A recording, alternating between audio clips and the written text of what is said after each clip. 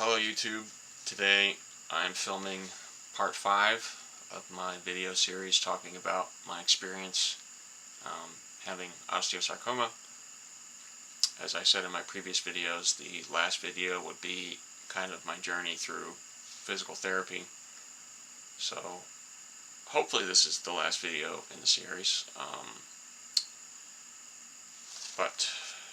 So to start, the way I broke this one down, I kind of went just through like a month-to-month summary of everything that I had to do. So to start, in April, that's when I had the surgery, April 14th. 4 days after the surgery was when they made me walk for the first time. And I think I had said this in a previous video, but I remember feeling mentally good of walking on the leg again, but obviously, physically it was excruciating. And then I want to say like my second to last day in the hospital, one of the therapists came in and told me that they would like me to do 2 weeks in a rehab hospital. And I said I would have to think about it, and then I talked to my surgeon and basically just discussed how I really wanted to go home, and he said I don't think the 2 weeks is going to make a big difference for your progress because of how major the surgery was, so I told them that I would not be doing that. The month of May, I didn't do any kind of physical therapy, didn't do any kind of exercises, it was purely recovery. At this point I was issued my extension brace, so I had to wear that all the time, and it was locked in complete extension, and that was because the tendon, the way they reconstructed the tendon, had to heal, because if not I would lose the ability to properly extend my leg, so it had to stay locked like that until it healed, and until it scarred onto the implant and the muscle graft and all that. So June was when I started chemotherapy again, and at the time my surgeon had told me to get in touch with him after I started it to see how I was feeling, to determine when to start physical therapy. And compared to the first half of chemo, I had a pretty quick turnaround, which again, that's another thing I've mentioned. But so I want to say I got in touch with him probably like a week later and asked to start, and he said that I could. So I called the physical therapy place that I had gone to when I was misdiagnosed with patellofemoral syndrome, because I was happy with the way they had treated me then, even though it was for something that they didn't know about. So I went for an evaluation in a wheelchair, no crutches, no walker, and they took some measurements. They took my brace off. The farthest I could flex my leg was about 23 degrees, so very little flexion at all. And then I had to go back in the hospital for chemo again. So the month of July, that was probably the worst of it with the chemo, because I just kept having to go in and coming back out, the way that the schedule worked out.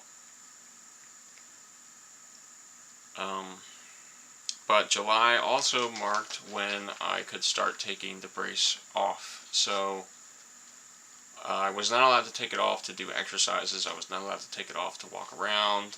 I was not allowed to take it off in the car. I could only take it off when I was sleeping or bathing. And the first couple nights that I slept without it, they were really, really painful. And it wasn't really the knee so much that hurt, it was the foot. I guess because of like the neuropathy and the nerve damage from the surgery itself. So eventually what I did was I compromised, and I would sleep with the brace on, but not buckled. So my foot still kind of had that support, but I wasn't having that feeling of like the brace actually being on. And then, so I didn't go to physical therapy very much during July just because I was in and out of the hospital so much. August was kind of the same. I want to say, I can't even remember the chemo schedule now, which I guess is a good thing. But, so August, around halfway through August, the therapists and I noticed that in terms of flexion, I was kind of maxing out at 60. So that was because of the scar tissue buildup. And when I saw my surgeon again, I mentioned that to him, and he said something they could pursue was the manipulation under anesthesia that I talked about previously. So once we got the scheduling on that worked out, I had it at the end of the month. And physical therapy's initial recommendation was that I would see them every single day for 2 weeks after the manipulation to have them just crank on it and make sure that that scar tissue didn't stiffen back up. So those sessions, they were extremely painful because the knee itself was bruised, it was inflamed, it was swollen, and they would push on it as hard as they could. But, because the pain was so much, I could barely do it myself at home. So, I spent that 2 weeks thinking that the manipulation was a failure or was a mistake, and then I should have just been patient and just slowly kept pushing on it. But because of that, I canceled the last 2 sessions I was supposed to have in therapy and just gave it a break. And then I went into the hospital for chemo again. And again, I didn't move it at all in the hospital. I kept it completely extended. And because of that, once the inflammation and the swelling and the bruising healed up, I was able to flex it to about 80 degrees, which was a dramatic improvement. And then in therapy, they were able to push it to 90. And 90 was the goal throughout this whole process because my surgeon explained to me that 90 degrees of flexion is pretty much normal function. So I was very happy. Initially I was very upset and felt like I shouldn't have done that, but I was glad that it worked out in the end. Patience is a virtue that I do not have.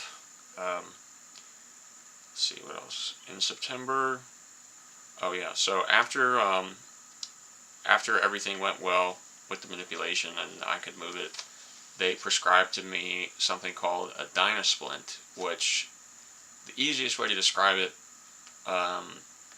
is basically the opposite of an extension brace. So obviously an extension brace keeps your leg locked in extension.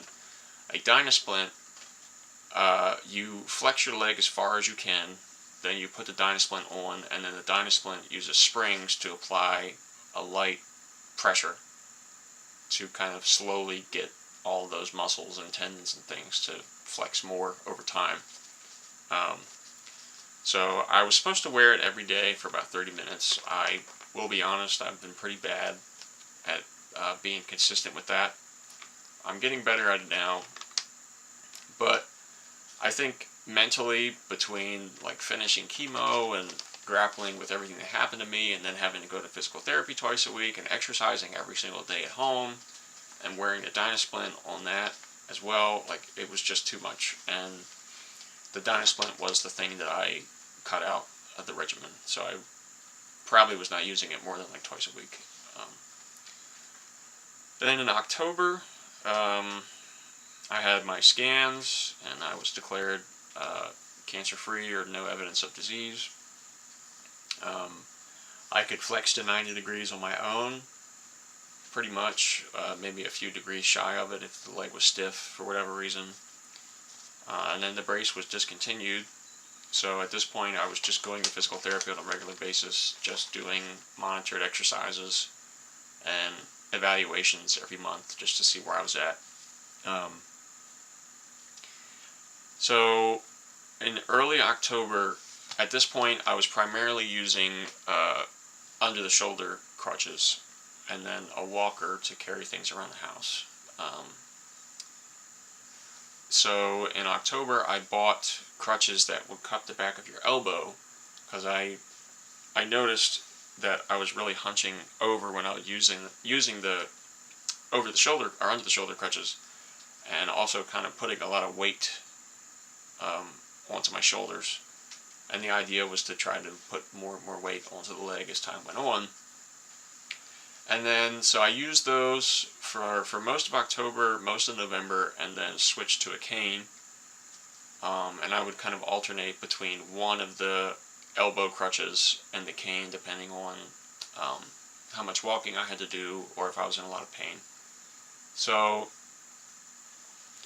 once I did start doing that and putting pretty much my full weight on my left leg when I would take a step with it, I began to have pretty severe ankle pain, and I wasn't like worried that that was the cancer coming back, because it didn't feel like the pain that I had in my knee last year when all this started.